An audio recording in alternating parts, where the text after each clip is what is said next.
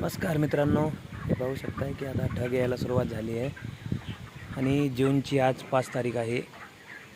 हे पाहू शकताय आपल्या कोंबडी पालनमध्ये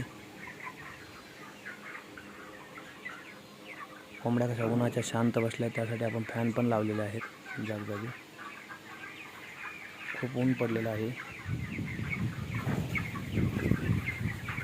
तर मित्रांनो, आता शेतकऱ्यांची हालचाली सुरू होतील पेरणीसाठी आणि पाऊस पडला तर आता पाऊस पण भरपूर यावर्षी होतोय का नाही याचा अंदाज नाही आहे।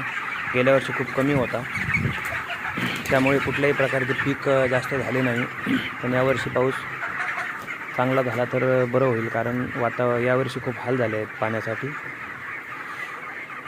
तर मित्रांनो, आता जूनचा महिना लागला आहे, बघू आता काय काय घडतंय पुढे।